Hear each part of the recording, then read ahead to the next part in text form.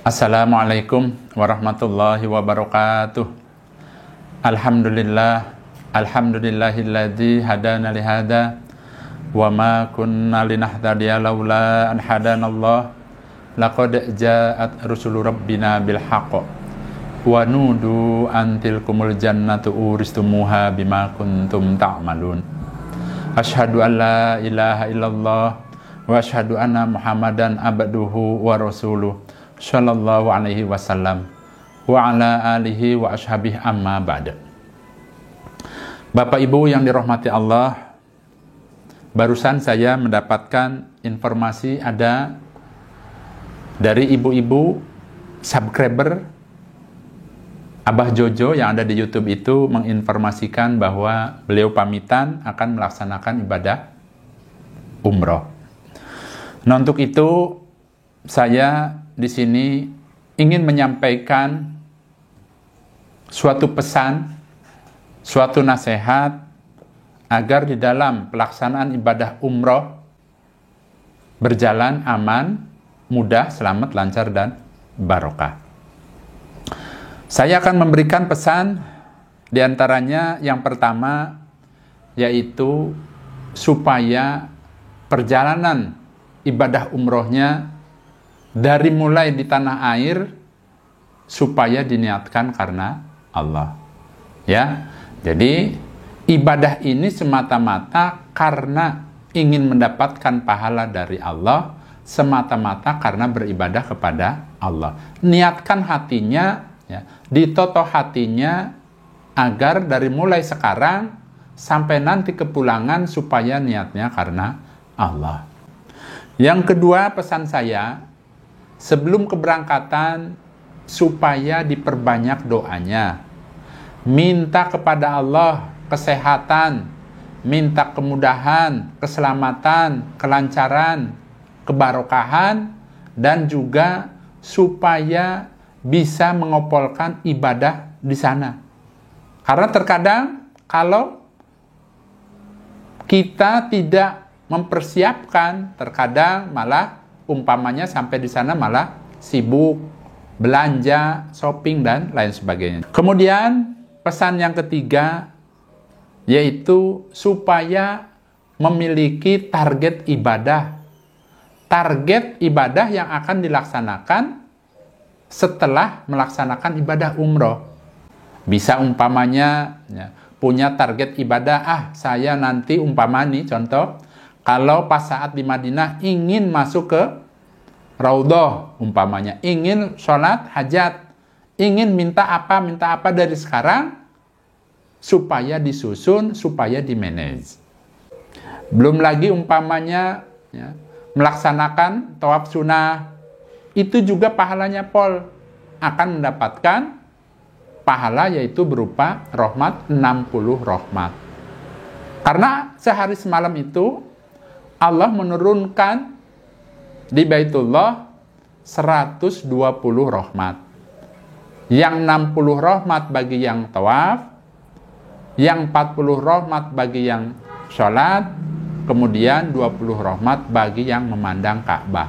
Memandang Ka'bah saja akan mendapatkan pahala, Bapak Ibu. Kemudian pesan yang keempat, supaya banyak sabarnya. Jadi nanti pada saat keberangkatan sudah siap-siap tuh yang namanya sabarnya supaya ditingkatkan. Contoh umpamanya pada saat menunggu di bandara keberangkatan, itu kan nggak langsung berangkat, kita harus nunggu berjam-jam terlebih dahulu. Insya Allah begitu. Jadi nggak langsung datang langsung berangkat. Belum lagi pada saat kedatangan ya di bandara Saudi, proses kita keluar dari bandara itu cukup menyita waktu. Jadi supaya sabar. Selanjutnya supaya diperbanyak sabar pada saat kedatangan di hotel. Itu biasanya kan para jamaah udah capek, lelah, umpama kebelet pipis dan lain sebagainya, tidak langsung masuk kamar hotel. Jadi yang sudah-sudah itu biasanya jamaah dikumpulkan menunggu pembagian kunci kamar. Ya, sabar ya. Selanjutnya yang kelima pesan saya, bila ingin pergi ke masjid supaya datang lebih awal. Contoh misalnya sholat duhur umpamanya di sana itu jam 1 adzannya. Ya diusahakan jam 12 sudah berangkat. Supaya apa? Supaya nyaman. Di liftnya kosong, perjalanannya juga longgar, masuk masjidnya juga masih kosong. Jadi diusahakan datang lebih awal. Selanjutnya yang keenam, pada saat mengambil makanan, itu kan di hotel disediakan sehari 3 kali. Nah, untuk Bapak dan Ibu, pada saat mengambil makanan, saya sangat menyarankan mengambil makanan secukupnya. Karena saya perhatikan itu, ya, banyak para jamaah itu nggak kira-kira, ya, piring sampai Masya Allah. Kalau habis ya tidak apa-apa. Tapi permasalahannya, ya, banyak sekali makanan yang terbuang. Itu namanya mubadir. Lebih baik kita secukupnya, kalau kurang boleh nambah. Tidak usah malu-malu karena memang itu disediakan bagi tamu-tamu hotel, khususnya yang ibadah umroh. Kemudian yang ketujuh, pada saat kita di hotel itu biasanya menu makanannya sudah ditentukan. Terkadang ada hotel itu menyediakan makanan khas Indonesia ada. Tapi ada juga, ya, biasanya kalau hotel berbintang 5 umpamanya itu pada umumnya menu makanannya menu internasional. Nah, berarti ya kita harus bisa menerima apa adanya. Tidak perlu mengeluh. Ya, tidak perlu misalnya kok makanannya begini, kok makanannya nggak enak dan lain sebagainya. Diam saja, sabar. Jangan berusaha malah umpamanya ya, mengatakan yang kurang baik terhadap makanan yang sudah disediakan. Yang kedelapan yaitu supaya bisa memanfaatkan waktu. Ya. Waktu apa? Yaitu waktu pada saat kita berada di kota suci. Belum tentu tahun depan atau kapan kita bisa balik lagi ke tanah suci, Bapak Ibu. Berarti momen ini supaya dimanfaatkan untuk apa? Untuk memperbanyak ibadah. Jangan justru sebaliknya memperbanyak jalan-jalan, memperbanyak misalnya beli oleh-oleh. Itu kan pernah saya buatkan videonya, tipsnya membeli oleh-oleh bagaimana. Ya, jadi boleh membeli oleh-oleh tapi ada tipsnya agar tidak mengganggu target ibadah yang sudah disusun sebelum kita berangkat. Kemudian saya pesan nomor 9, pada saat keberangkatan maupun kepulangan atau pada saat kita berada di kota suci sana, supaya memiliki sifat saling membantu antar jamaah yang lain. Jangan kita itu merasa ya, bahwa dirinya lebih dari orang lain. Itu jangan. Umpamanya, di dalam bis umpama duduk dengan nenek-nenek umpamanya. Yang sedikit umpamanya ya namanya nenek-nenek umpamanya ya susah ya, rewel apa umpamanya atau apalah banyak ngomong atau apa. Ya supaya ditanggapi dengan baik-baik. Jangan sampai kita mengeluh, jangan sampai kita merasa risih. Yang ke-10, bila memiliki kelebihan, ya kelebihan itu banyak ya, baik itu hartanya, umpamanya memiliki jabatan, umpamanya. Nah, itu supaya tetap merendah. Jangan ditonjolkan di hadapan para jamaah yang lain. Di hadapan Allah, kita itu sama. Ya, baik yang berpangkat maupun yang memiliki kekayaan. Umpama seseorang itu diqadar oleh Allah berangkat umroh bareng-bareng satu rombongan dengan orang-orang yang biasa-biasa saja, kemudian dia memiliki umpamanya bekal yang banyak, tidak perlu ditonjolkan di depan mereka, ya.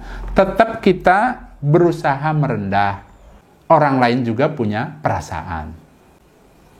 Selanjutnya yang 11, pada saat di tanah suci supaya jangan sombong, jangan takabur. Selalu husnudzon billah. Karena apa? Karena kita selalu berusaha berbuat yang baik-baik. Ya. Karena kalau orang yang takabur bisa saja nanti justru ya, akan merugikan dirinya. Kemudian nomor 12, pada saat kedatangan ke hotel, baik itu hotel yang ada di Madinah maupun di kota Mekah, saya sangat menyarankan agar dipoto tampak depannya. Jadi ya, ceritanya ya, jamaah pada saat itu membludak. Setelah selesai sholat subuh, itu saya ke bawah arus.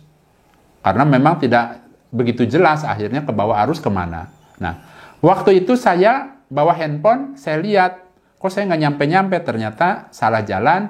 Akhirnya saya menanyakan ke pedagang, saya perlihatkan gambar hotel, tampak hotel dan namanya. Alhamdulillah akhirnya ditunjukkan. Kemudian yang terakhir, Bapak Ibu, ya, bila keluar dari hotel, ya, supaya saling mengingatkan, baik dengan keluarganya maupun dengan teman-temannya, yaitu supaya membawa identitas. Biasanya dari travel umroh itu diberikan berupa identitas, namanya name tag, ya. Isinya identitas, ada nomor telepon pengatur kita, umpama mutawibnya. Jadi bisa dihubungi atau bisa ditunjukkan ke orang lain apabila tersesat. Nah, saya rasa itu saja Bapak Ibu. Ada 13 poin atau 13 pesan dari saya. Bila ada hal-hal yang perlu ditambahkan, silahkan ditambahkan. Bila dalam penyampaian saya ada kesalahan, saya mohon maaf.